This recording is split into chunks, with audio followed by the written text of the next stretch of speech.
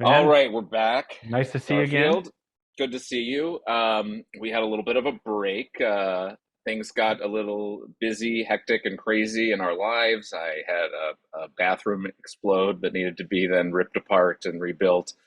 And that wasn't even that was the smallest thing I've had to do. Yeah, Um, but we're back at it. you're back, Um, back in the saddle. and yeah, we're ready to jump back in and get back into this. Yeah. I think it's been like a month and a half or so, or longer, A little bit long. It's been a almost little two bit months. longer, Yeah, almost almost two 2 months. months. Okay, well, we've Well, got wait, no, no, fresh no, no. You're eyes. right. You're right. Right. The last one Month was and a half. July 17th.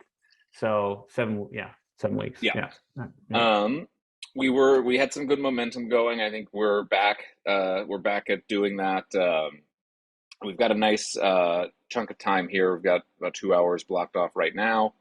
Um, to get back into this, my hope is that after this this session, at our next session, we can have something a little more tangible out of this, like the start of an outline or whatever you want to call it, like, but a document that has some actual beats of a story and some actual pieces of character like written out. And it does not have to be full. It doesn't have to be complete. But I think we're at a place now where coming out of this one, we're going to have Yeah.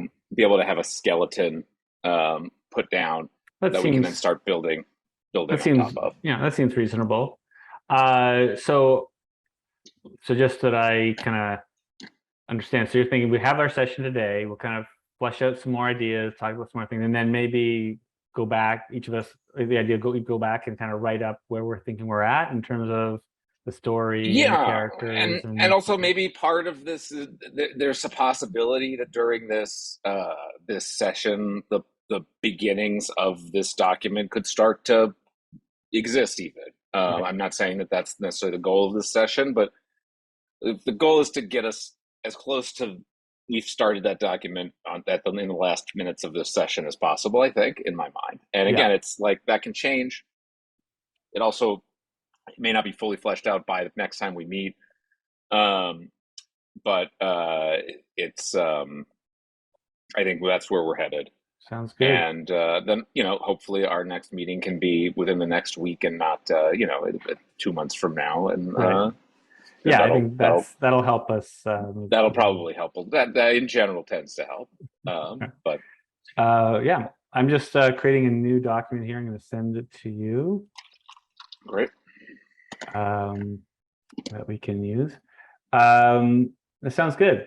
It sounds good. So maybe what we can do is like, since we have had a bit of a time between the last two since our last conversation, we can kind of reiterate what has stuck. I mean, I think part of the upside of this is that some of the ideas that are stickiest, the one that everyone's excited about, can kind of remain in our minds, and the stuff that we were less excited about can fall away. Yeah, yeah. Do you want to start? I have some Yeah, I thoughts, mean, but yeah, I mean, I think the stuff that I'm most excited about is this notion that we're going to be living in the real world of our world. We have a character who's human being, that is, and this is what stuck. Of course, this is not what it has to be, but that this character is somehow ends up in some sort of version of a metaverse of some kind, and encounters the noun characters, and is drawn into the world of nouns, and some level collaborates perhaps with the nouns to overtake or overthrow, to fight back against, challenge some nefarious forces that are existing both in the real world and in that virtual world. So the nouns are, like, I think that all to me is, a large part of what stuck to me about what we got to. I really like this notion that this character somehow existed, maybe in a smaller role, in the world of media of some kind. I think one conversation we had was that they were like an animator, but then we also talked about like gaming as a mhm, world that mhm. maybe they came out of. The thought that I had, and I don't know if this was something we had talked about, but thought that I think came to me between the last 6, 7 weeks was perhaps that this had something to do, like maybe it was like it was an NFT corporation. Like you had mentioned this idea that, which I thought was really great. It's like this is the company that could just buy Disney, and then they Hmm. would acquire all of the Disney IP. They could just like that's there's such a large company that they could just like buy the Disney.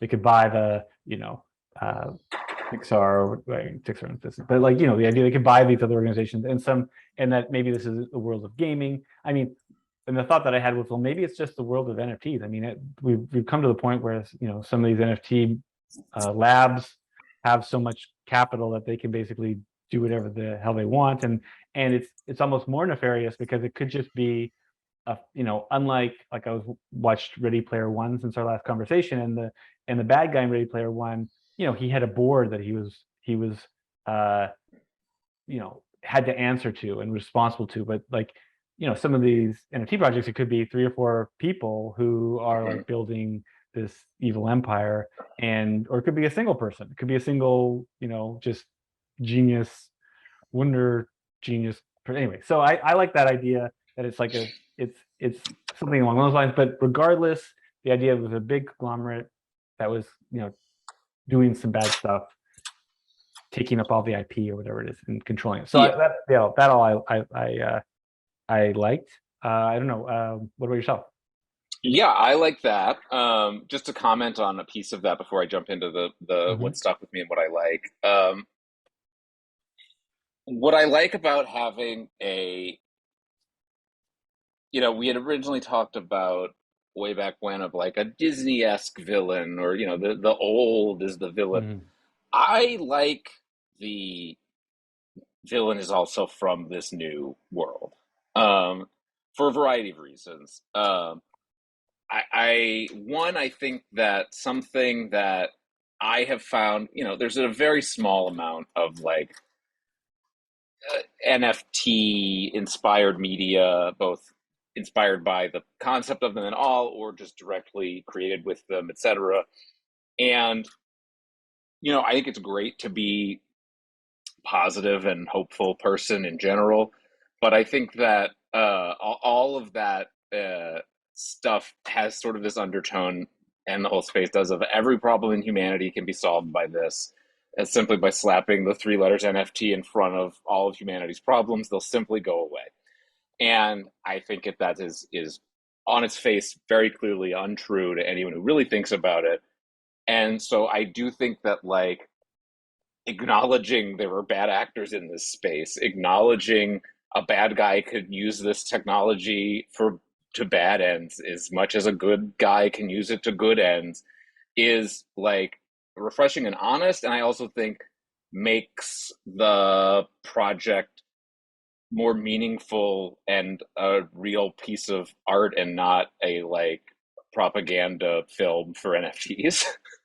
Yeah. And I think that's important both for like uh it being something that could be consumable by someone other than just like an NFT true believer, but also just for something that is like, if we're trying to make something inspired by this space, and it's to make something honestly inspired by it that recognizes that there's good things and bad things in it. And I think there are plenty of bad things in old media and in outside of the NFT space, and I certainly don't think that the world's greatest villains are emerging from this space.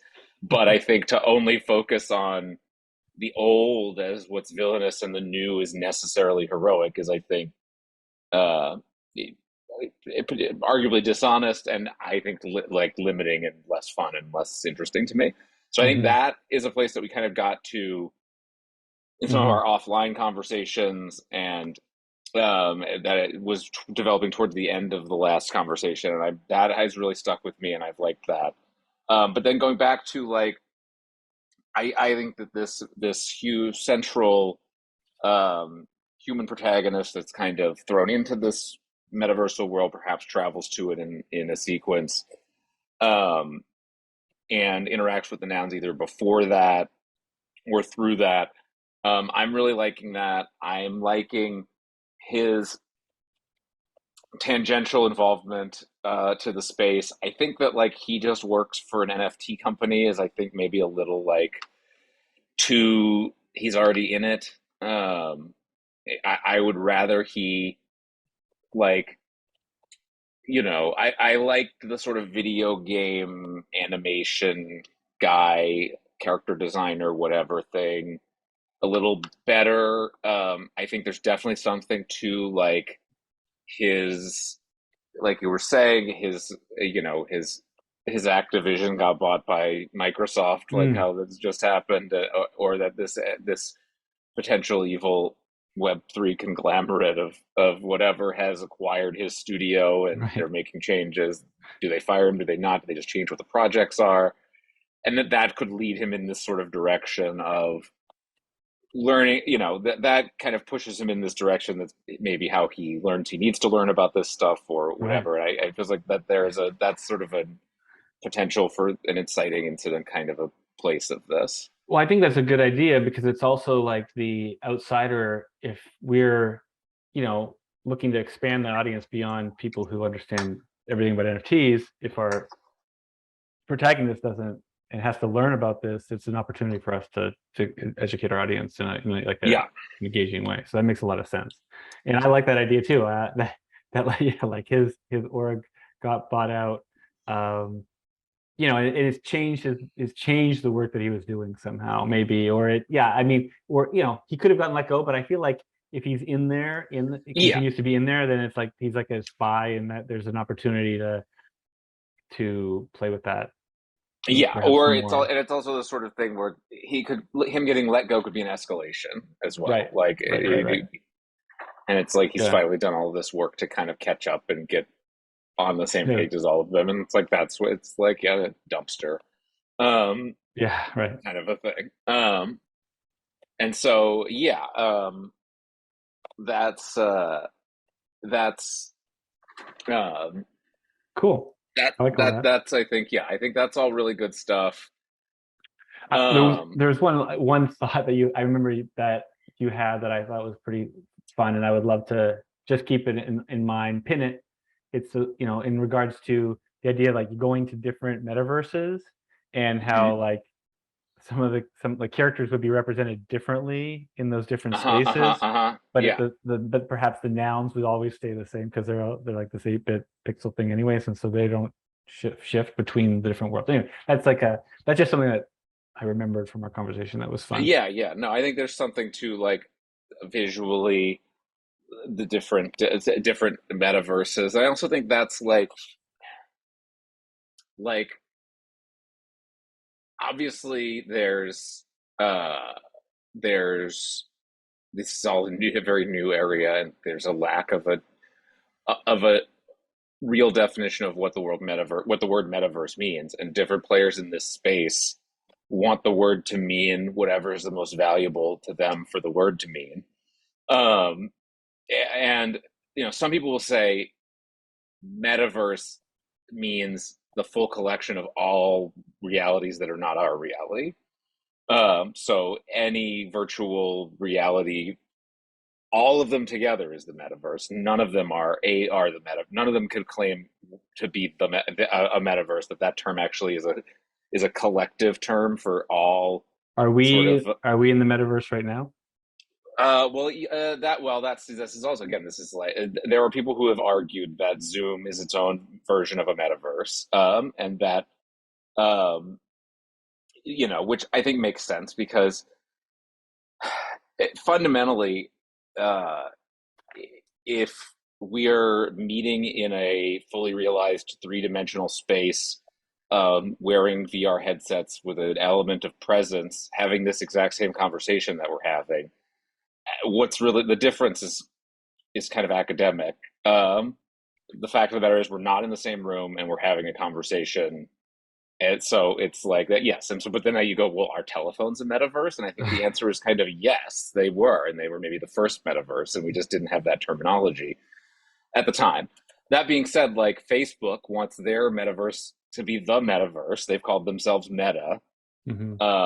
the other side is like there are all these companies who are trying to like, no, our thing is going to be the metaverse, um, which has left us even in this early stage in a world of competing metaverses that all think that the future is one metaverse and there's going to be a metaversal winner, which may be the case, may not be the case. I think it's likely it won't be the case, as that's not really reflected in any other technology like that. Your iPhone has your Android, etc. Well, it might be Um, that there's two or three winners. It might mhm, be that, I mean, I've obviously, having spent not, I'm by no means an expert in the space of crypto, but I've spent enough time to understand. Like a lot of people talk about the different blockchains as different like nations, and mhm, one could definitely envision where you one you may exist primarily in Facebook's metaverse, but you could go and hang out in the other side, and that's you know a yeah, different you're so and is there any crossover between these? Like just like there might have been, say, I don't know, 500 years ago, traveling between North America and sure, Europe. It's like a huge ordeal to move to these, but it's feasible. Like I think anyway. This is obviously a bit tangential, but I think it's related because I mean, if there was someone who a villainous type character whose goal was to create or control the metaverse, control everything that's hmm going on, and had I mean that's similar. This is basically what we were talking. Ready Player One is like trying to do that. Like there's this battle to control what is yes, the metaverse in yeah. that Now world. that does take though the like, and this is where I don't know, I optimistic is the wrong word, but the sort of optimistic view that there's will be an early winner in this space and that will become the only metaverse, because that's sort of how Ready Player One Hmm. works. Is there's just one big virtual world that everyone is in, that one Mark Rylance guy invented, and the real world sucks, and everyone goes to that one with zero competition virtual world, and then there's a battle to take over it. And it just sort of, we're interestingly already not there, and it like seems like maybe that's not the direction we're headed in our world. And I think that all of that is to say, I like the idea that this movie could represent that there are Hmm. these multiple metaverses that you could travel between, and um and that they, like I said, represent things differently, and there is perhaps a competition between them in some way. But then this idea of a villain who's kind of trying to destroy the other metaverses. Uh, Or own them all. I mean, yeah, well, it's which is, it's a six ways half a dozen a little bit. It's mhm, kind of like to consume them. right. Um, I mean, like uh, just like Facebook when it was still Facebook consumed Instagram, right. and I mean, yeah, yeah. Anyway, Um, yeah, but yeah, so that's I think that there's definitely something, a villain plot in there. Um, and also like, you know, I don't know if you've watched I'm really fascinated by um, Zuckerberg's point of view on all of this stuff. I don't know if you watched any of his Joe Rogan I gotta interview. watch it. No, no, I haven't yet. It's just, he's a really fascinating character because he was like, without trying to take the like Facebook movie point of view on him, but he was just by nature of even that he was, a computer science type Hmm. person. He was kind of a nerdy outsider who wasn't a little bit outside of, the he probably didn't have the most like average experience in high school and college as far as like relating to other people. And that's the closest he has come to being a normal person. And it has been completely abnormal life that is not like anyone else's life in the entire world since then. So he is very detached from reality himself. Um, and like the last time he was attached to reality, he was already a little bit on the fringes of reality just by Right. virtue of being like a really smart guy going to a top tier university. Like he's already like not really relating to your average person. And he really sees AR and metaverse reality as a solution to the scarcity problem and a way to like let every man live life like a billionaire in a way that is I find like completely insane. And Why he do you find talks it about complain? Insane. Why do you find it insane? because I don't think that is I think that is the goal of a man who thinks the life he has is normal and should be normal and that everyone should live that life. And I think that like I don't think I don't think it's necessarily a good thing for everyone to live a life of unlimited abundance. I think that that has like think of all of the negative externalities he's created by having unlimited abundance. Like he hit like I think about the problems that have been created for the world by there being one Mark Zuckerberg, and it's like he wants there to be 6 billion of them, and like it's like I'm just sort of like I don't know if that's a great idea. He and like you could say this is complete bullshit, which it probably is. But his thing with Facebook forever, and they've gotten off of this now, but was like our goal is to connect everyone in the world together. And I think it became clear that like that's a bad idea. Like it's not a good idea to put everyone in everyone else's house all the time, every day, and you can't. Well, okay. I mean, I want to play devil's advocate of it because I think this is very Mhm. interesting, and I want to think. I mean, I think that what I love about this conversation so far is that, you know, if we can find a villain who is not like your mustache twirling evil villain, but like, is the comes across as like the reasonable, rational Yeah. world builder who has this vision. And I mean, I think that's great. And so, I mean, the I think, in terms of the Facebook issue, we were talking about, like, yeah, connecting everybody may be what they're saying, but the other part of it was that they were, manipulating the algorithm to create, to make it sticky, and in doing that, the Sure, byproduct sure. of that is to like make everyone hate each other. And like, Yes, but even at the bare minimum, take the algorithm away. It's like in a normal society, there are people we keep away from other people, and we put locks on doors, and right. there's and a school, no, strangers are not allowed to just walk around it. And so, like, I think that there was a very naive goal of Facebook that literally was just connect everyone. Hmm. Every single person connected to every single other person. And that opened up the door for a lot of these then problems that started to exist. And then, yes, of course, you get into what does the algorithm say and this and that. But part of that is like a little bit is like, oh no, we connected everyone to everyone, and that's just chaos. So how do we sort through that chaos with an algorithm? And Right. then all of a sudden the algorithm has to start making decisions, and it's making bad ones. And now we're getting genocides out of it. And obviously there's all these unintended consequences. But like, you know, it's like, it, the world has borders on purpose. We all collectively decided those were good ideas, and like Well, it didn't coincide. It didn't.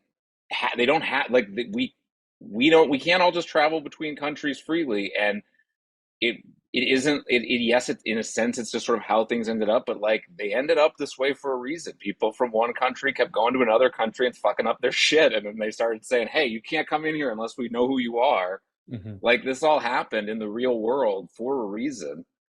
And I think when you take all of that away, suddenly you have people from one country creating propaganda in another country, and that's leading to a genocide. And it's like, there, all that to say that like these things can sound like great goals on the surface, connect everyone. Wouldn't that be great? And then we'd all hold hands and get along. But The they can have unintended all these consequences. Yeah. unintended consequences, and it's like, is that a good goal? Connect everyone with no plan for what to do once they're all connected. Right. Um, and so, you know, um, obviously there are other parts of this where it's like, was that even really Facebook's goal? At what point did they just become about making money and growth and, be collecting profiles on people for advertising and things like that? Um, and yes, but even accepting them at their face value word of it's just about connecting people, it's like, that is, I think when you, even if you accept the face value Facebook official story, it's like a Right. problem. And I mean, Yeah. even going to their like dual things of connect everybody and move fast and break things as their motto, it's like, Right. well, they did both of those. Yeah. Yeah. Yeah. Yeah. No doubt. I mean, I Um, think, I think the question of, you know, the validity of borders is obviously one that the vast majority of us, I think, if we just accept. I mean, I know that like in like right after World War II, there was a huge movement to like do away with all mhm. borders, and then the other kind of version of that was what ended up being the UN. And when the UN formed, this sense of like, well, we're gonna have a borderless world kind of disappeared. And then of course there was the Cold War emerged out of that. I mean, I think not to get into a whole political debate about it. I think the reality is there are people who have and there are people who don't have, and the people who don't have want what the people who have, and they also or they want to. And Yes. there's certain countries like the United States, which is very powerful, and there's countries that want to like disrupt that power, and they use obviously use these forces to that end. And were there no borders,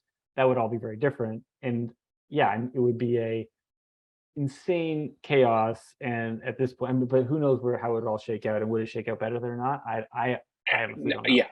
I guess it's all just to say, I think it's naive to go into a situation saying that Right. I that mean, ignoring that the history yeah. of that. I mean, and the idea that someone who was like when he was creating Facebook, what is he, like 21, 22 years Yeah. old, that he's going to solve the world's problems by creating this. What it's proved is it's a powerful technology, right? And I Yes, for think sure, for and sure. I think what the blockchain is proving to be, well, I don't know how much it's proved to be thus far, but it is a power. It proposes to be a very powerful technology, a new technology in some ways. um, and as you were saying before, just because it's promising to fix all the world's problems, chances are it's going to create as many problems, or Yeah, potentially create as many problems as it for fixes. sure, for sure. And so Again, I am yeah. a I believe that there is the power and value in the blockchain, and I personally think that um, the the fact that it like so much that is done on the blockchain is so stupid and meaningless, to me only speaks to the power of the blockchain to promote the ability to bootstrap things. Because if you can get like things as dumb as have been created off the ground so easily with this technology, can you imagine if it were ever utilized properly, how innovative and useful it could be? Like I really think that speaks to its power as opposed to speaking to its uselessness, that it is used for very stupid things. Right. Like I think that, yeah, if that makes sense, a little Well, I counterintuitive, make but no, it makes sense to me. I mean, I also think that like it's always the stupid stuff that is going to be popular. That's going to like some porn and stupid shit is what people are yeah. going to like. You know, But then drive to bring you technology. back to my initial Zuckerberg Yeah. observation, it was more just about like he's on this whole thing of like you won't need to own real possessions, you can own virtual ones. and it's just a little bit like, I don't know. To me, that's an odd point of view for a man like buying up huge chunks of Hawaii to Mm, have. hmm. Like he doesn't seem interested in giving up real possessions for virtual ones, but he certainly thinks that the other people should We all should. be all in on making that transition. Yeah, you don't need to. You can. Yeah, well, I think so. I think this is interesting, and I mean, obviously, ownership is a big part of what drives the potential and power of the blockchain, right? Like it's this ability to demonstrate, prove ownership over whether it's physical objects or dematerialized objects. Yeah. Um, that is a big part of it, and that's also a big part of what nouns is all about, right? Like nouns is kind of like separate. I mean, and I, separating the ownership of intellectual property from the ownership of the token. And one could ask, well, what actually do you? I think we've had this conversation. What actually do you own when you own a noun? Yeah. You're owning membership in this community. Um, but so to me, that's interesting. And like, I think the question I have is like, if there's a crypto version of Zuckerberg, like Hmm. what is there? Like in Zuckerberg talking about connecting the world together, and how this is going to be a great thing. What is the crypto version of that, and what would be the ramifications of that? Because I feel like that's what we're going to ultimately have to demonstrate, Yes. right? Like the character is going to have to, our protagonist is going to have to see this figure who's espousing these lofty philosophical goals and dreams of the space, and they're had so much success selling their NFT collection, and it's growing and growing and growing, and they have these you know lofty goals and ideas that they can do. What we're going to do, maybe it's similar to what Zucker was talking about. You're never going to have to own anything. You can just, but maybe it's more than that anyway. But then experiencing the harsh reality of that, like he's going to have to go and see, oh my gosh, this is going to create this dystopia. I feel like that's Yeah. probably what we're going to have or some sort of experience. Yeah, I think that's I think where we're getting at, like this guy getting his ways bad in the context Yeah, of this movie. Yes, yeah. I think that's where this is headed. And I guess Um, the one concern about but that, just to finish the thought, is like we also don't want to just say crypto is shit. Like it's going to no, create the no, not at all. dystopia. So it's like that balance that we want to find. Like Yeah, yeah. yeah, and because I believe like any technology, it can be used in good ways and it can be used in bad ways, and it will it does not to me point to being a technology that is something that will on its surface very obviously be a net negative, despite the fact Hmm. that a lot of people take that point of view on it. I think Hmm. there are very few technologies that's the reality of, at least in the way that we as a society view things as positive and negative. You can obviously make a Unabomber-esque argument that all technology is net Mm. negative for our society, but Well, uh, I mean, assuming that's not your point of view, no.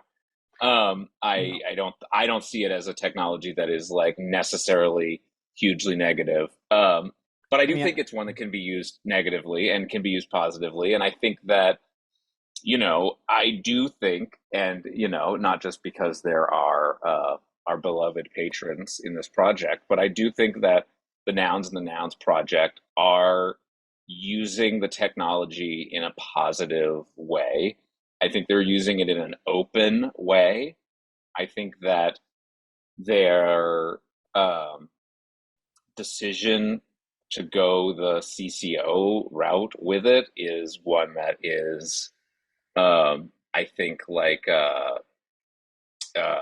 prescient and forward thinking. I think that it's already becoming a huge problem for all of the other projects that have complicated and extra legal licensing schemes. Um, uh, and I was it Moonbirds that's tried to switch to CCO from not being. I Oh. think that's the one. Anyway, the buyers are furious. Hmm. I think that's the NFT that did it, even though the reality is they arguably have more rights now to their NFT than they did before. Um, because before that was, the the Moonbird DAO or whatever the group was is who owned the IP, not them. And that was really, I would argue, at their leisure to grant or take away any of those rights at any moment, and no longer is that the case.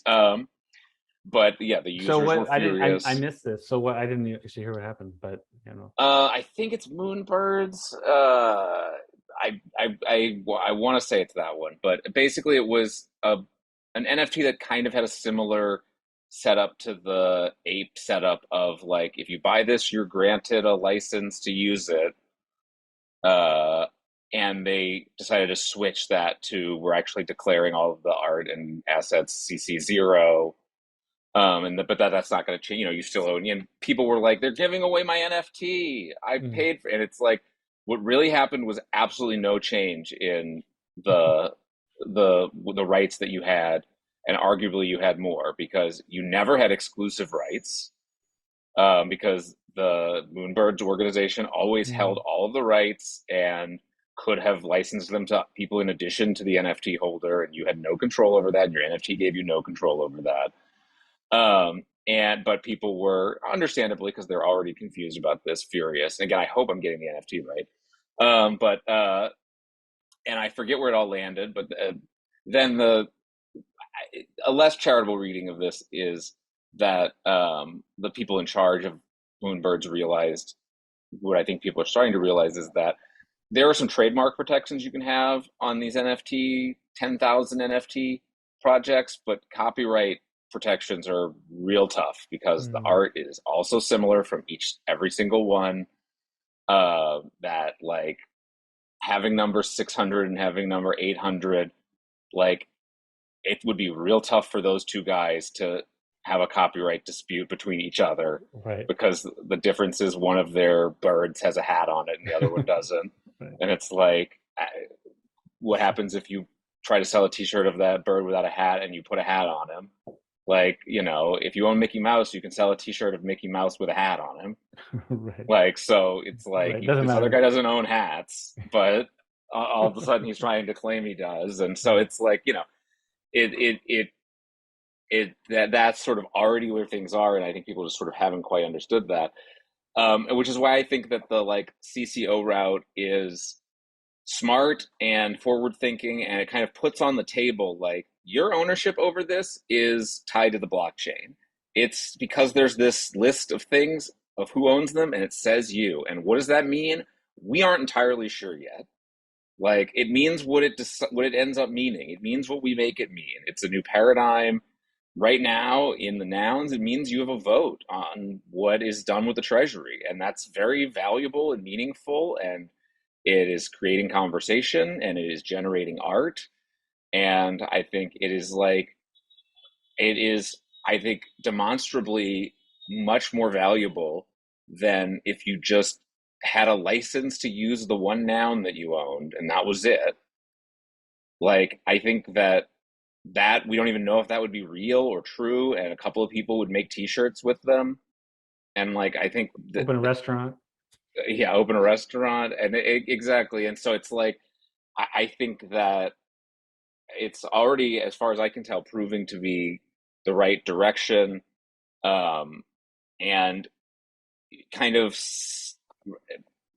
a little bit putting their money where their mouth is, as far as like we're doing a new thing that is its own paradigm that is different from the old paradigm, and we're not trying to just kind of um, do a new version of the old thing where it's 99% the old way and 1% the new thing.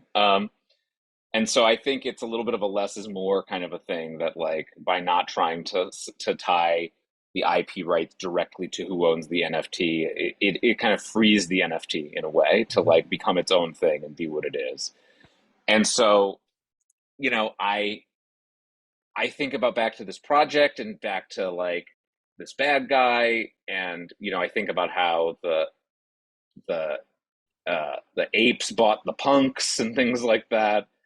Like there is something about like, you know, uh there are in these spaces people with different philosophies for how these things could be done, and then there's also like that can comes from the founders, but then by the very nature of how these things get distributed out, people who are buying them are people who have, generally speaking, an alignment with those philosophies in some way. But then with Do you the think like, so? Do you think that people are buying them because they have aligned with the philosophies, or do they think they just like they think I it's think a so. cool thing that's going to make them, rich? I think that the people who are buying things because it's a cool thing that's going to make them rich are buying the things where that is at the core of the philosophy of the people making them. Mm. Oh, I see what you're saying. Yeah, yeah, yeah, yeah. Right.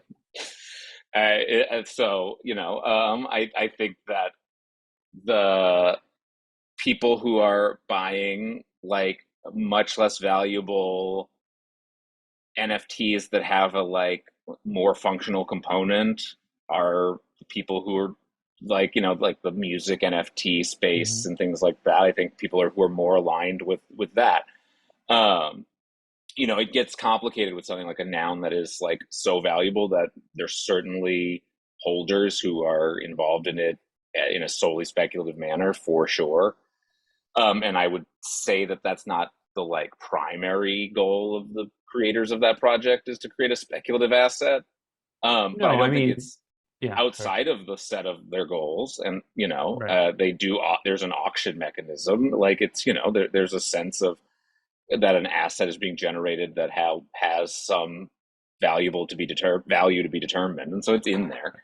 But yeah, I mean, I think that like there is. I don't necessarily think it's even intentional, like a conscious choice that people are making, but I do think that there is a general sense of those sorts of of values, so to speak, lining up. I think the people who like want to own an expensive, hip, cool NFT, whatever that means, end up buying one that is trying to be expensive, hip, and cool, and so on and so forth. But I think that like with punks, it was this sort of thing where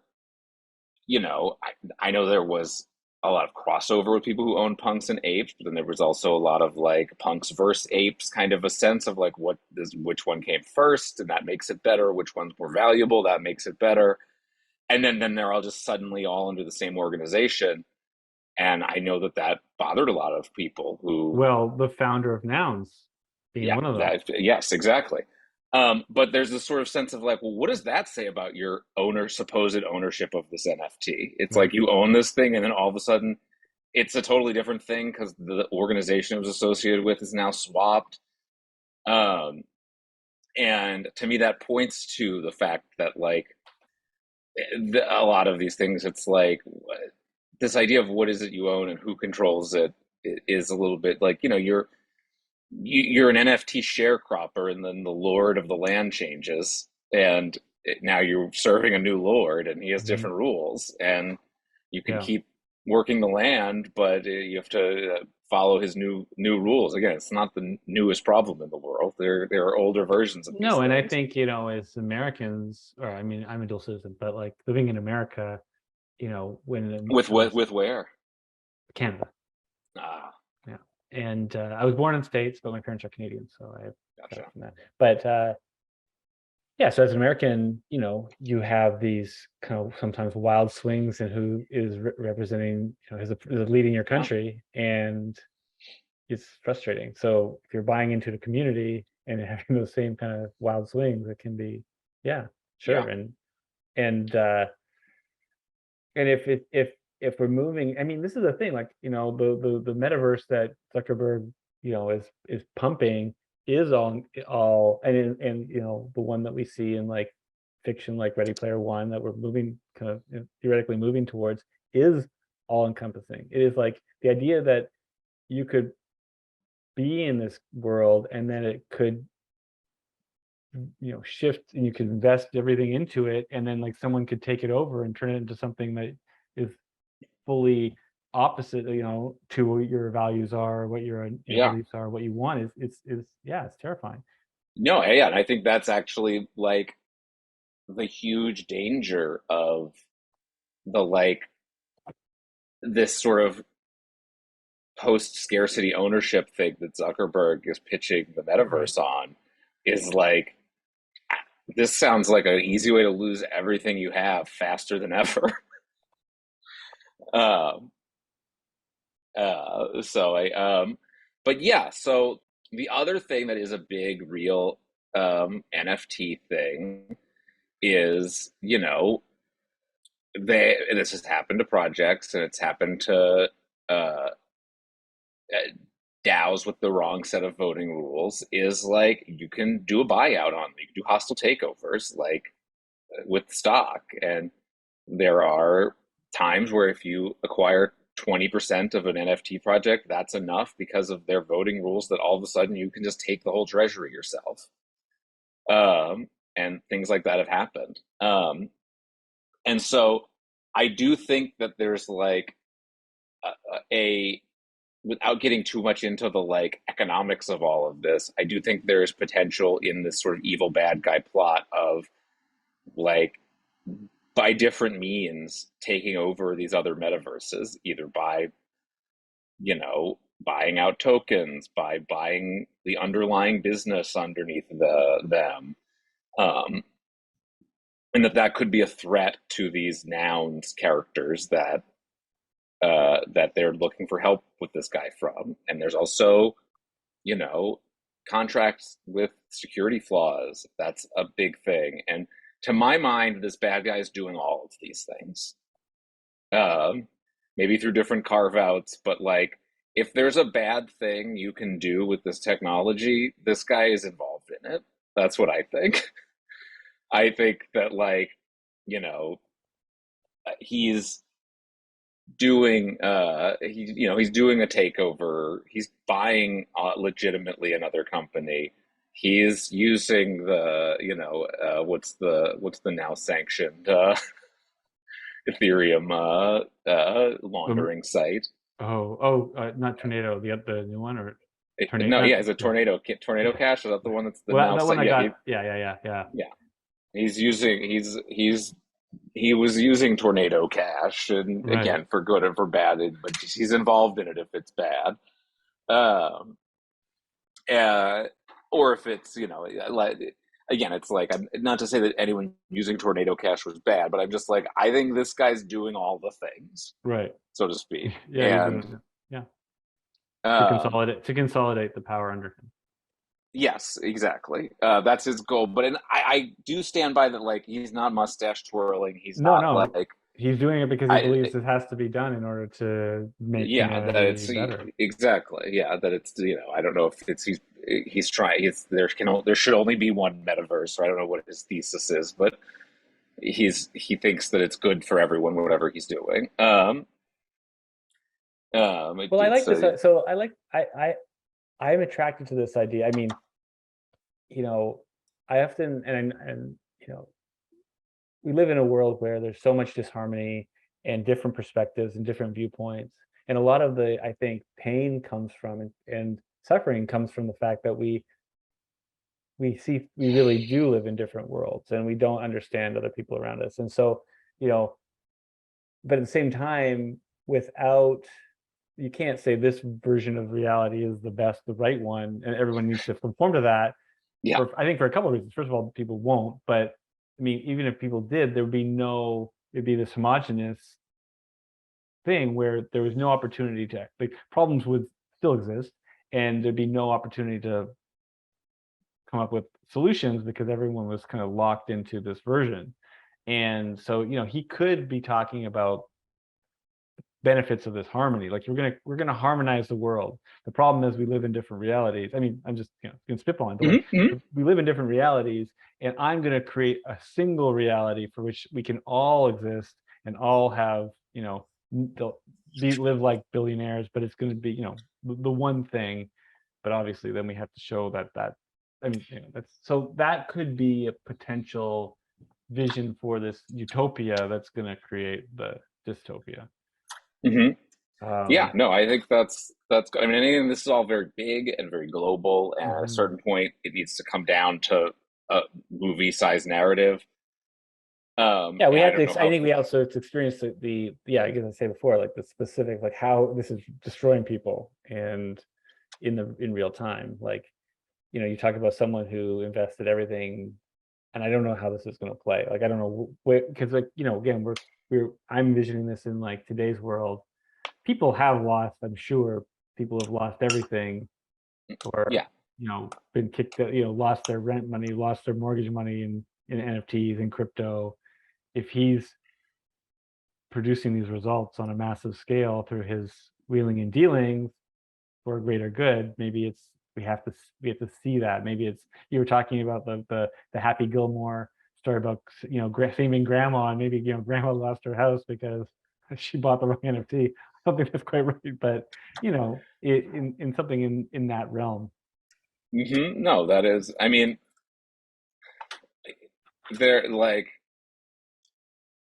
the. I mean, you say that, but like there are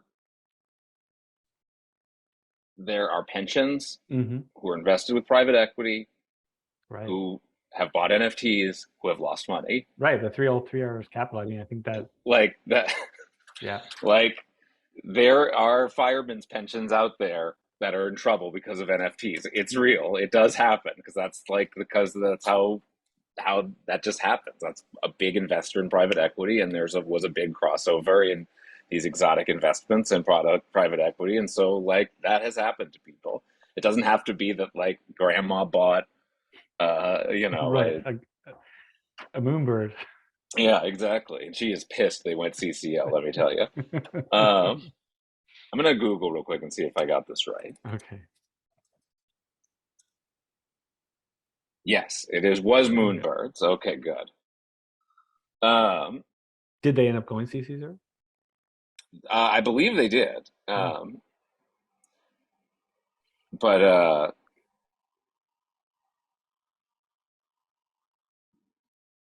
yes, they seem to have done it. Yes, but people were upset. I don't think they went back on it, last I can tell. But yeah, it's again, like I think it was like a thing where the people who were upset weren't a lot of what they, and again, I think that certainly some of this falls on the Moonbirds and anyone who makes an NFT for kind of not explaining this. But it's like I don't think they have any less rights than they had before. They were being granted commercial rights by Moonbirds Incorporated. Well, I probably feel that by making those rights less exclusive, they are losing opportunities, right? Like if Yes, but those rights were not, that's the thing is like the idea that they were exclusive initially was not a real thing right. because they were serving they were getting those exclusive rights from which I'm not even sure were called exclusive, but from the actual rights holder who had the ability to do whatever they wanted with them at any moment. Right. Um, them and so it's the sort of a situation where those rights were rescindable before, and now Hmm. they aren't rescindable. So I think my argument is that even though it feels like they're getting fewer rights, they're actually getting more rights. It's just everyone else has more clearly gotten them as well, and they thought they had an exclusive thing they never had. Is kind Hmm. of the way I'm saying is Yeah. what I think actually played out in my mind. I totally understand how to the person who bought it and believed that what they bought was the exclusive commercial use of this image. Hearing that anyone can use it now is like, wait, what the fuck? Hmm. But it's just like for a variety of reasons, the multiple holders being able to having images so similar to each other, as well as the parent organization withholding ultimately being the holder of the full rights and having the ability to relicense them. I think that it was just sort of like that was fundamentally based on a misunderstanding of what you got when you bought an NFT. Right. So I And mean, if our yeah, evil character were to have bought Moonbirds from the owners, he could then have like taken the rights for himself, and now that's theoretically not possible. right. Yes, So yeah, exactly. yeah. Exactly. so so that's what I mean by it's like in some ways it's given you more rights than what you had before, even though it feels like they've all been taken away from you and given to the public. You have to understand you're a part of the public, and before you had nothing, and now you have some ownership as virtue of being part of the public yourself. Right. Um, and so but that's again, that's its own separate thing. But also points to like just back to the nouns, like the nouns started this way, and everyone who buys a noun is they're up front and they're on board with that, and it can be hard to transition into something like that, even if it's the like right way to go. There was a messy transition they've been attempting. Um, but so but anyway, back to The the story at the hand. story at hand. I think we're circling like a villain or villains. I think that this interaction between the protagonist and the antagonist vis-a-vis this sucking up of other companies, including potentially his own, I think is the right way to bring those together. A question I have, we're talking a lot about metaverses and you know different metaverses and meeting a noun and the nouns of it all. I'm curious, like, do you like from a like obviously there's this sort of a fantastical element in this that I think we're very interested in of giving a an autonomy to these noun characters. Um, and I think that's totally, we're both in agreement on that. And I think that's fundamental to this. My question is like, like, is this guy sucked into a computer like Tron, or is he able to interact with these characters like in by putting on like a virtual reality headset or looking at a computer screen? I understand the characters have autonomy in a magical way, but I didn't. like I never thought of him as actually being sucked into the system. But I mean, I guess I'm open to that. well, Let's I'm not trying to pitch either one necessarily. right. I'm just trying to get us on the same page. Yeah, no, my kind of vision was that he would put on a headset and he'd enter these spaces and then start interacting with these characters who could, from first blush, appear to be avatars of other people who are also in that space, but he suddenly, and maybe that's what he assumes at first. Maybe that's like Hmm. the initial expect. He's interacting with people. Like, these characters, like, how do they know? How do these human beings know these things that these characters know? That's kind of impossible. And Hmm. then through further investigation, is convinced that they actually only exist in the digital realm, and that's what's like profound to him. It's like Hmm. the the blockchain has become conscious, and Yeah. I uh, mean, again, this isn't what's actually happening, but and obviously there's the merge, but like they've certainly used enough compute power to create consciousness. I don't think they've used it that way, but mhm. like there is something to the thought, like just for like believability of this, like, eh, like half of the computer number crunching in the entire world is being spent on these blockchain things. I believe maybe they're conscious from that. You know what I mean? Like it's the world's largest supercomputer network in a sense. Just as far as believability is concerned of that, like I feel like there is a sense of like they can be this ghost in the machine, and you can believe that that's really what's happening behind the scenes, and that has happened. And when you put together these advances in AI, and that Google guy who thought the AI was conscious that he was Yeah, talking I to. mean, basically, our character is the Google guy. He's like, Yes. they've come alive, and I Yes. mean, I think this is Hmm. a really, again, it's like a great philosophical question. It's actually exciting to kind of explore. Like, what is consciousness? Are these things alive? Are they just like some AI Right. that the system has generated? Do they have a soul? I mean, a soul. I mean, I don't want to get into the. I kind of do want to get into the whole philosophy of it, but I don't know that this is the moment we need to do that. Um, but I think it's fascinating, and I think that's really exciting. Like, Yeah. it's No. I definitely. And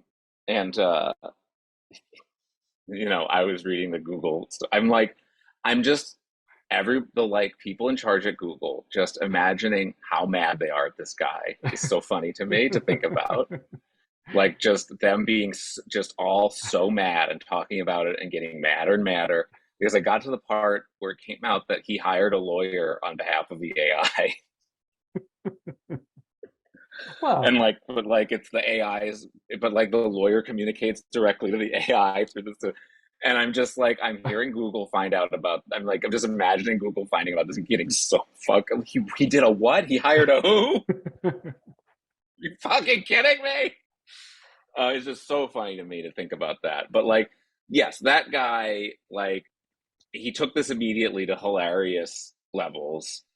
And I think there is something to our guy doing that, but us being as an audience aligned with him, seeing him yeah, have I this think, I experience. mean, I think that's the thing. I think we have to like sell it. And, I, and whether they emerged, I mean, as an AI program, I mean, obviously they were not humanly programmed by humans. I don't think it was like yes, no, they right. I don't think that was secretly created to be this way. I think the idea is that this has just sort of happened. yeah. And it just is. And again, like, that's how we got here, as far as I can tell. Right. It's just Sort the of happened. We're not really right. sure. No, we're like, we certainly don't know how. Like, I'm not sure they should be able to know. Yeah. That's the right conversation to have with like, I don't know, where the fuck did you come from? You know? Right. And they can see that these like other, I mean, this is exciting to me. Like they can see these other um creations, digital creations being whether like locked in and like like they're stuck, right? Like they're imprisoned, imprisoned by whatever forces own them. I Yes, don't know. Again, I don't know exactly how this works, but this is the sure. perception they have, and they're like, "Oh my gosh, this is going to happen to us. We're going to become, Yeah, and we're going to become the caged animals in the digital zoo if yeah, our villain ends up achieving his ends." And he's like, "Well, that doesn't matter because they're just you know digital images. yeah, They don't feel pain. They don't feel you know suffering. It doesn't matter. We can do what we want with them. We can manipulate them how we want." And um, I don't know. I mean, that's exciting. That's interesting. But yeah, yeah. No, and I'm like, I kind of like, I'm having this thought of a little bit like,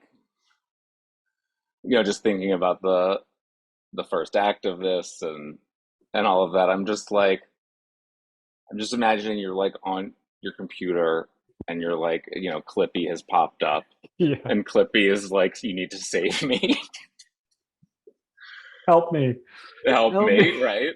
It's Yeah. like, what? Well, And it's also, there's like the old joke of like, you open a fortune cookie and it says like, help, I'm trapped in a fortune cookie factory kind of a thing. right. And, Yeah. um, but yeah, to like that, I feel like that's where this guy finds himself, I think. Right. And I think And then that's a the compelling question is, thing. well, how does that character get to the place where they're actually like, oh my gosh, I need to save Clippy? Yeah.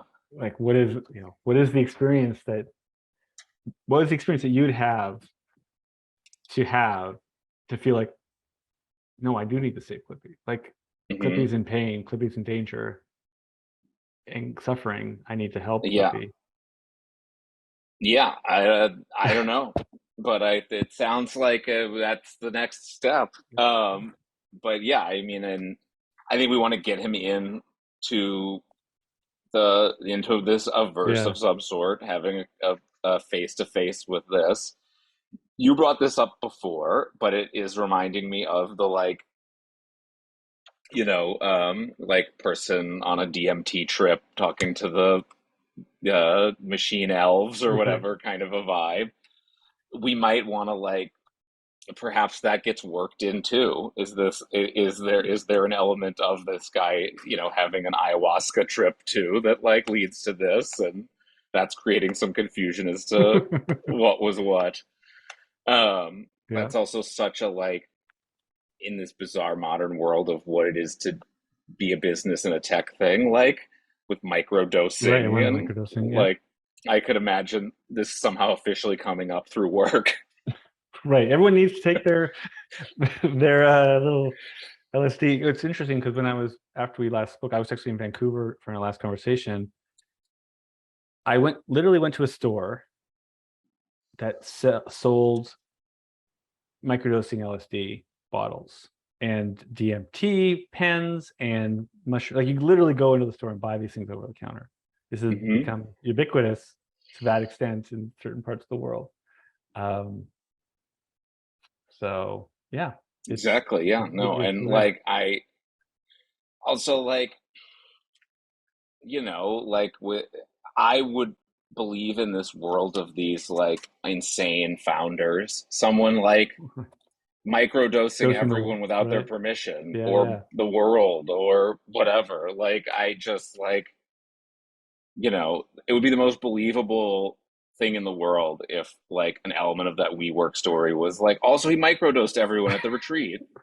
Like Right. I would be Of like, course. okay, that's completely in line with every other thing. That's less crazy than some of the things he did, more crazy than other things he did. Like it would, Right. Yeah. I just could slot that right in there. Um, so I think that could be something. Right.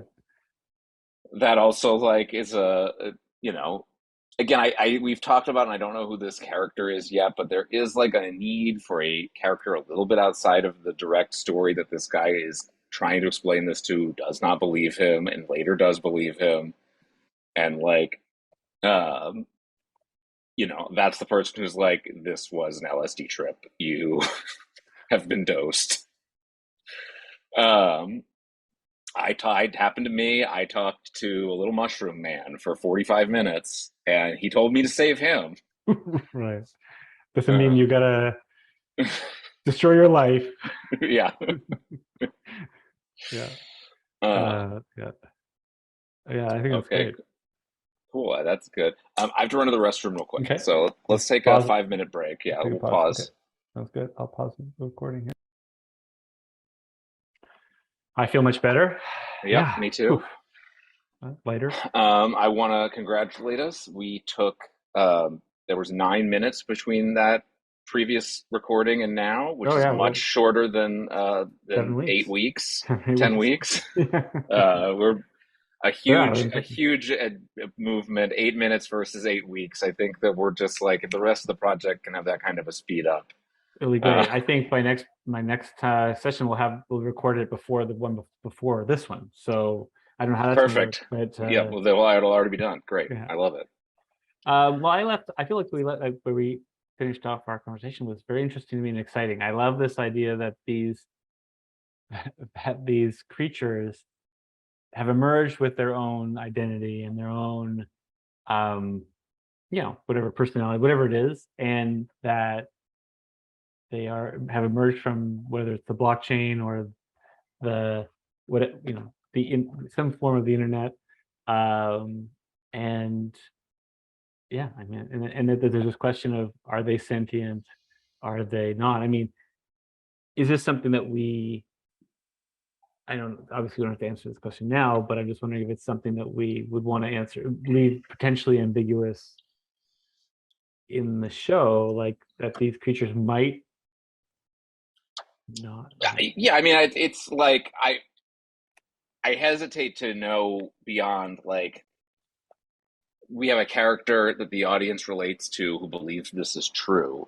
Right. Beyond that, I don't know how you could go like, I don't how are you how I don't even know in this world, how would you prove, like, how would it Well, I be think you'd have proven? to, I mean, probably go into the nouns perspective or something and like, yeah, but right. Yeah. But yeah, but it's just a little bit like yeah, but even if true, I'm a little bit like, well, I guess yes, there's some cinematic language that gives us a first person sense of their life. But but yeah, I believe that like right now I'm of a mind that they are, Mhm. whatever that means. Again, it's like there are philosophical questions at play here, like, you know, there's a sense of there's a sense that we as humans have of what it means for Right. something to be A a self. conscious being or not, Right. to have a self or not.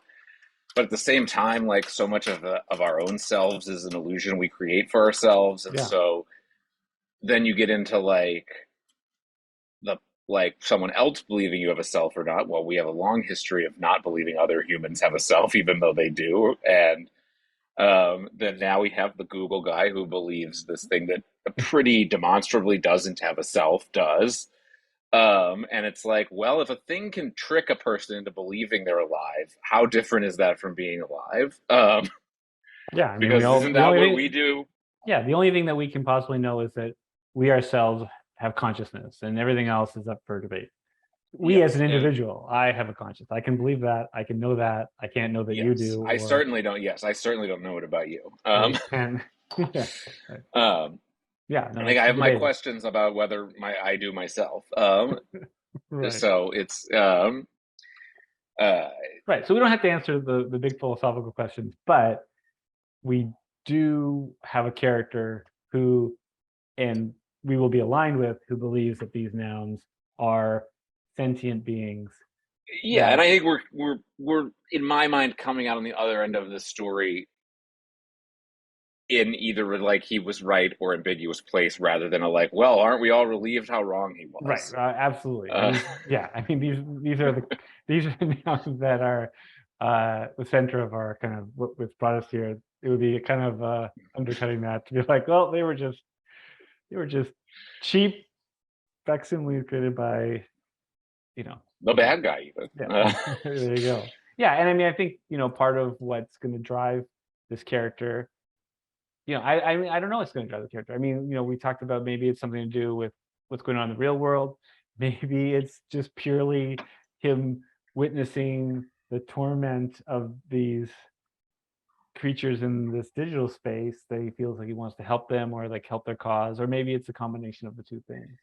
Um, I mean, I think that's or something else totally different. I mean, and they're just aligned in their need to solve these problems. Yeah, no, for sure. And it's also like, again, we don't.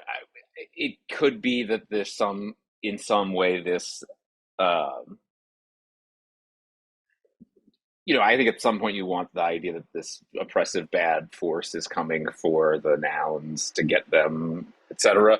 But I don't know if it's like, are they next at the start of this story, and like what Mm, we're going to experience is someone else's like right. destruction or jailing or you know obliteration or the you know redeployment to Yeah. like use a blockchain term. Um, I'm also like now thinking there's sort of an interesting um, like it's about to become a hot pop culture property again, but I'm reminded of Avatar. Hmm. Both the like existential threat to the Navi of the this corporate force destroying their world to for unobtainium, of course. Um, and but also the like perspective shift of Jake Sully, who becomes a Navi Hmm. and gets to know what's going on with them. Um, there is something funny to this character, like similarly, like entering this noun world as a noun version Right. of himself that is very like um eight bit ish representation, but also I'm like just even from a comedic standpoint, like my head's a pineapple. Like Right. why? I don't know. It's your trait. It's not my some uh, Yeah. Yeah. just like a funny what his representation is in that way. Um, but yeah, like I think there is something to like him kind of feeling their perspective or gaining his perspective in the way that in Avatar there are a couple of things he does that gives him enhanced empathy with the Navi. One, he gets put in an Avatar body through the Avatar process, or through an in a Navi body through the Avatar process. If you recall, Jake Sully is wheelchair bound. The plot of the movie is his brother, who was in the military, twin brother, was going to do this Avatar thing, but was killed or died or something, and so they're having to use Jake Sully instead, because the machine was all set up to work with his DNA. But since it happened to Mm. be his twin brother, um, he's able to do it. So he's a little like fish out of water with the whole thing. But then, so by being a Navi, it also like for him, it's like now he can use his legs again and move around. So even though it's a different body, it has like an advantage for him. But then, like as a Navi, he does the like weird thing where you tie in your hair knot into their Mm. other Navis or into the tree or into the other thing, and he gets like a sort of a direct sense of their special thing they have. And then also he Mm. falls in love with the Navi, which I don't know that we want to go there. Well, Um, I don't but know. You're talking about not having putting fuck in their words. Maybe it's just we just see the nouns. well, it's Okay, already pixelated, so we have that advantage. we can play it in Um, Japan. yeah. um, and then just sort of like fighting alongside them in a Last of the Mohicans kind of way Right. is the other way that he like bonds with them and learns that they're worth fighting for and real. And so I do think actually some of those there are versions that we want to do in our story. Um, I just other realized. like Go Sorry, just ahead. one second. I'm just going to turn the light on here because it's getting dark. I just realized. Sure. Okay.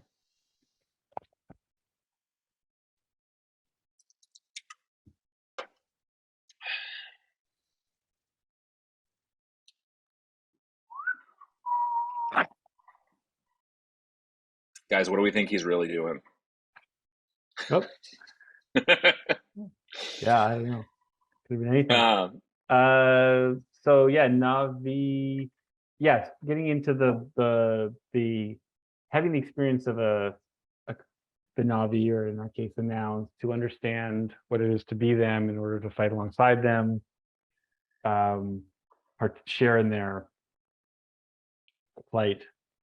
the Yeah. other thing that this was just some like imagery that came to mind as I was thinking about all of this. Um, one thing that, well, first, just to like, um,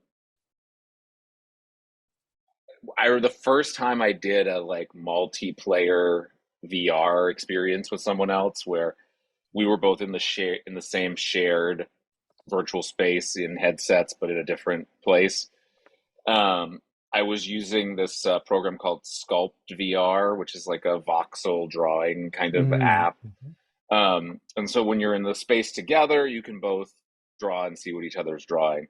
And one of the cool things in the app in general is that you can change scale. And scale is one of the things that I found like in VR is actually really interesting versus in when you're not in VR.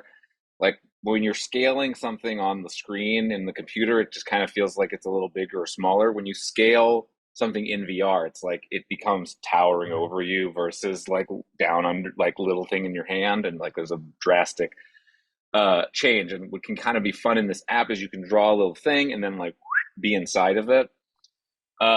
And I was with this other guy, and you can set yourself and the other person to different scales. You can scale each other independently.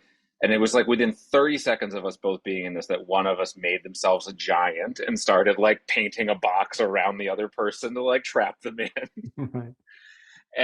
But there was this sense of as soon as you could make yourself a giant and oppress someone else, as soon as that ability was Yeah. granted, within 30 seconds, it was realized and abused. Right.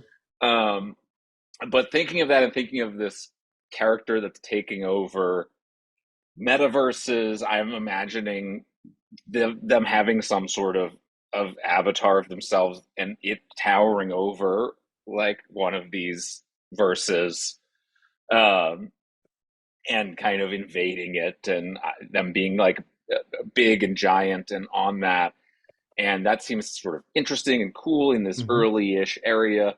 But moving to the third act, I had this thought of like, there's this VR AR convergence that has happened, and there's a lot of people pushing for the AR version of these things versus the VR version where it's like an overlay on our real world of things rather than an Hmm. entirely virtual metaverse.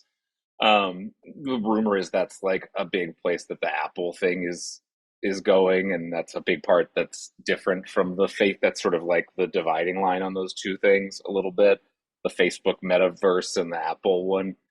Um, but anyway, there's also lots of companies who are trying to go for the like we're going to be the one AR. Our map of the world where everything lays Mm. out onto streets and you can have virtual objects floating in the air is going to be the one to rule them all. So there is like sort of an analogous thing of that. All that to say, I can imagine a scene in the third act where this giant like evil avatar of the bad guy is like floating above a real area and like he can make all of the stoplights change and the Mm. cars crash into each other and make the ATM spit out money and control like something like what we saw him do in a virtual world. We can see he's actually become so powerful he can do a version of that in the real world, and that could be a thing that our Mm. protagonist is having to like escape from in the physical world. And it's like this is heightened into like it's not just what was happening in this headset, he can now do it in the real world to some extent. um That's really so interesting. that was just like an Yeah, image that popped into my mind. I don't know, yeah, as a no, it's place like this could this. possibly No, it's go. good. It's because this as you talked about with, I mean, Ready Player One. It's like the collision of the AR and the VR, or the real world and the VR kind of coming together. And but this is in a, I think, more meaningful way than that they achieved, because like it's like, yeah, this is actually going to impact our ability to continue to like live in the real world. Like imagine now if you had to, every time you had to use like Google Maps. Oh, I just got there's like all these deer running by our place. Anyway, yeah, if you had to, if you were working in Google Maps, if suddenly it was taken over by, Yes. yeah, or other forces that could control what was happening in your world, stopping, as you say, stopping all the lights, or Yeah, driving yeah, driving exactly, yeah. Teslas into you, and Right, exactly. yeah, yeah, that's cool. um Okay. cool, yeah. So yeah, that seems like a thing where it would be like that's a place you could end up, but Hmm. there could be a we could see that happen In the digital in world a first. virtual world first and we kind of get to have built to like we believe in this guy's powerful enough to do that in the real world, and we can kind of see how that is. Right. um yeah, but so that seems fun. And then also like I kind of also like as I talk about him that way, and again I think this is a character that we'll probably have seen before, but I'm also like reminded of like the Wizard of Oz and the man behind the curtain, and that it's sort of there's the giant face that they see when they go to meet the wizard, but it's like this little tiny dorky guy that's pulling the levers really, and that's kind of what our villain we're talking about is in a sense, Right. because he's trying to create this world where he is all powerful for his reasons he believes are good, but it is at the end of the day he is just a guy pulling levers and pushing buttons in the real world somewhere, and that is like where you can stop him. Um, and so that does to me point that there's like potentially like in a third act, are you trying to physically get to him, and he's trying to stop you from getting to him with his ability to kind of do all of this. And so I don't know where Yeah. he is. I don't know if they have a big building they're located in with their name on the top of it. Um, Right. Yeah, I mean, I think that's interesting. I mean, I think that seems to be an interesting possibility. I think the other thing they can think about, and maybe that's like what they think they have to. I mean, maybe that's what they think they have to do. But maybe there's this whole like yes, smart contract element of it, where it's like, right. I've already, like, it's already done. Like Hmm. the wheels have been set. And there's nothing you can't undo this. Yes. Like the impossible, right? I mean, obviously, we want to get to the place where they feel like our it's impossible. We've lost. Yeah. And so maybe, yeah, but maybe there's a smart contract version of this that kind of plays with that trope. I don't know. Hmm. Um, just writing this down. Yeah. Yeah.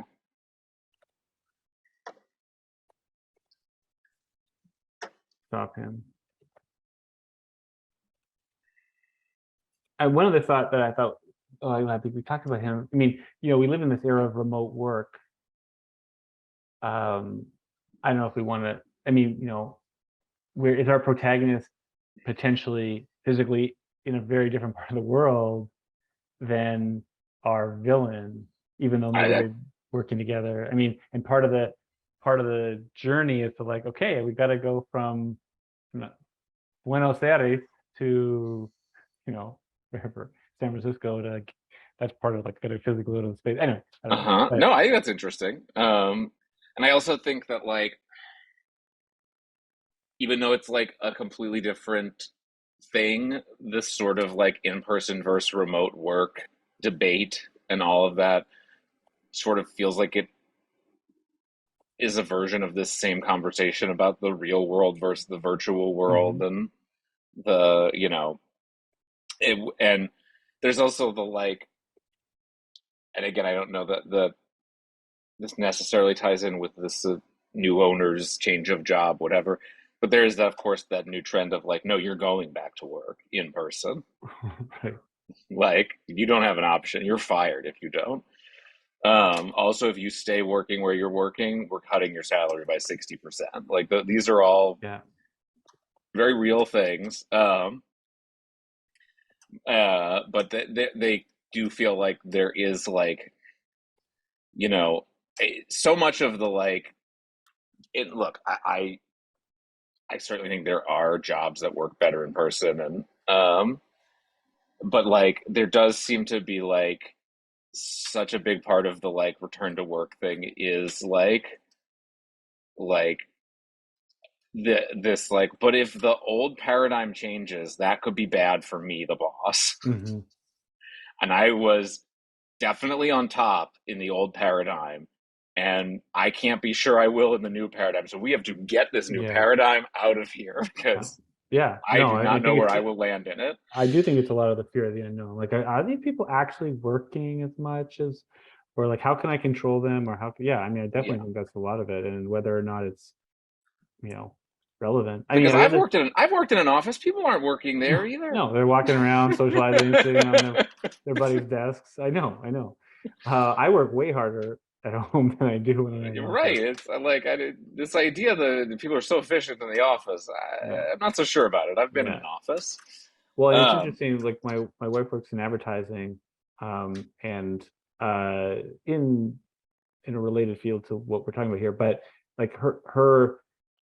the company that she works for, to be, I will not name, um, they a lot of they hire. I mean, they hire creatives in Mexico City, in India, because of they can get hired for less, and um, uh, it's just, I mean, but I would never, I mean, and so she's working, she literally like is on call, like, has a creative call with people, like, and with the client, which is in West Coast, and she's in, in New York, and creatives are in Mexico, and there's other creatives that are in England, and there's people, I mean, obviously this is nothing new, but it's, it's just, it's amazing.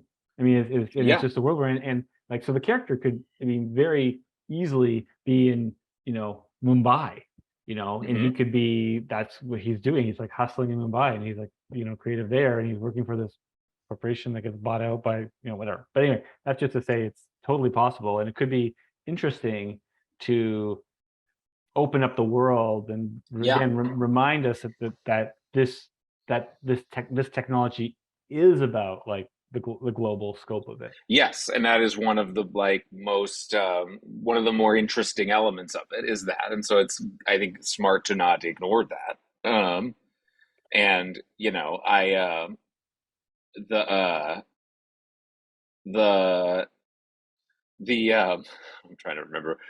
I said something really nice about our Nownish sponsors Mm. before, so now I'll say something negative, which is I forget where it was, but there was a thread of noun holders talking about how the holders of nouns is quite a diverse group with a large difference of nationalities, and it was like, well, that's true, but also it's a large group of people of different nationalities who can afford a forty Or thousand dollar 40, JPEG or 80, eight, whatever. 100, right? Yeah, yeah, But yeah. so it is the sort of thing where it's like there's maybe a difference between the term diverse and the term international. Hmm. Um, and but I remember that reminded me of that conversation. Yeah. But all that to say, it is actually a very international group, and so many NFT projects are, and so much of the Web3 and crypto world are, and just like you know, as silly and stupid as the Staples Center being now the crypto.com arena is, uh, a big headline of that for me is that the Staples Center is naming rights are now a Korean company rather than an American company. And I don't even think people think about that or Yeah. realize Yeah. that. Um, and they've actually got like some Korean stuff in there now as a Oh, wow. result. Um, but it is like lost in the like, it's so silly that it's named crypto.com arena, which is a silly name for a company, followed by a silly name for an arena. Not that Staples Center was so non-silly, Right. but it is like it is a no. I've had, I think people don't even realize that it's like now it's an international company naming it rather than an American company. Um, but yeah, it's so it's like there are even parts of people don't realize are big international things Sure. that so I think it would behoove us to embrace and acknowledge that. So I think this is actually a really interesting um, place to to find a way to start with this character and give him a unique world and Hmm. one that could highlight some of these things we've been talking about the character um, and make him Hmm. stand out more than if he was just Some guy in LA. yeah, exactly.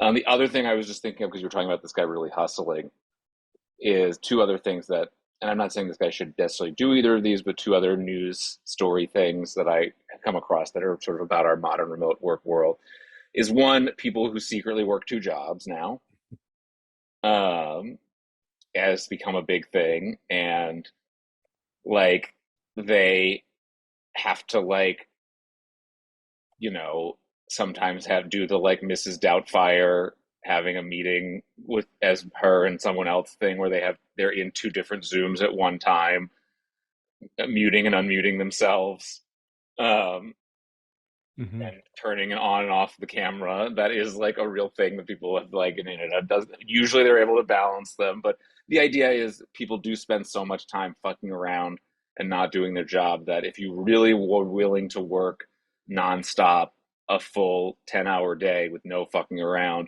well, you could put 5 hours into one job and 5 hours into another and have two full-time jobs.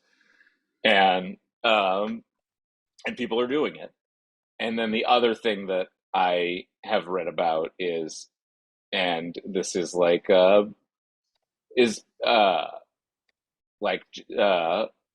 Zoom job interview fraud with people.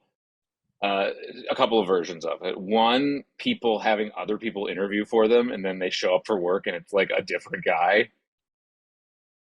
And uh, sometimes it is people who are like from another country or foreign, and they're kind of banking on like these people I'm going to get this job for are either so racist they won't even notice that I'm a different guy, or so like hyper conscious of this they'll be terrified to say they think that. Um, and then the other thing is like, there's been an increase in remote work job applications of people who just are like unqualified for the job and have someone sitting next to them or Just, someone oh, watching the interview who's like, Cyranoing them through it, an right. earpiece. Right. Um, and again, I don't think our guy is like unqualified in doing that, but one, I could imagine him being the Cyrano for someone Right. is sort of a funny thing. But also just that backdrop of the remote work world being a chaotic one and one of a potentially increasing lack of trust is, I think, sort of just worth being a part of the setting of this character in that remote work world if he's doing that.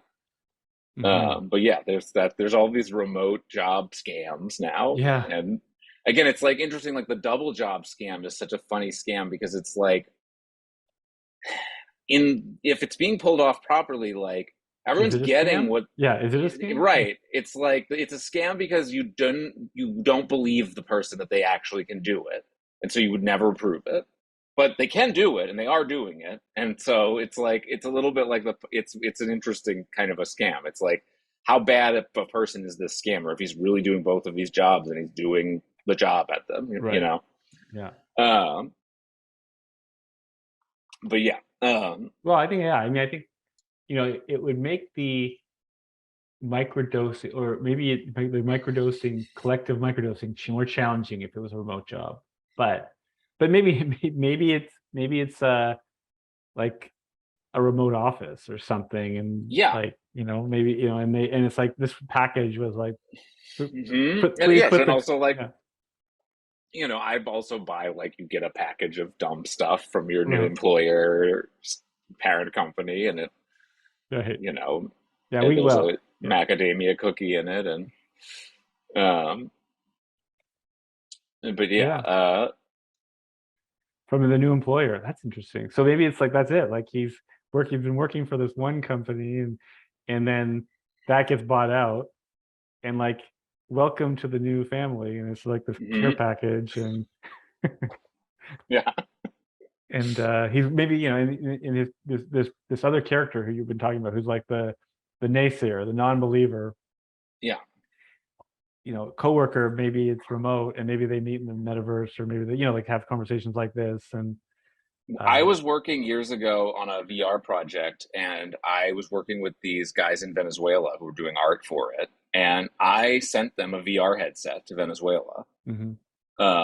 and like I mean, which they were thrilled to get it and use it, and that was, but it was also like, especially with the technology that VR is, it was very funny to like mail this world to someone in Yeah, another country, that they yeah, then like, um, but so it's like even this headset that we're trying to have him put a headset on that sends him to this place and whatever that could very easily come in the mail from right, this place, and which isn't to say it's like he couldn't already have it, but it might be more interesting if it's just like a new object yeah, that has arrived just for story purposes rather than like yeah. yeah. No, that's great, and it's laced with You DMT. put it on it. Yeah. Exactly, it injects you.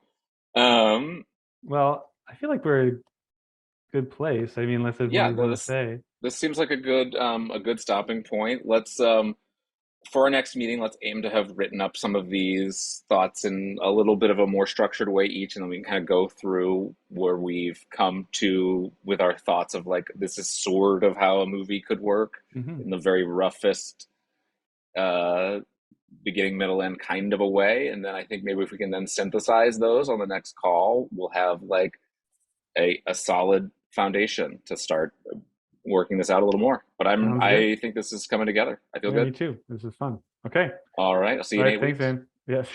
See you in 8 months. All right. Bye. Bye.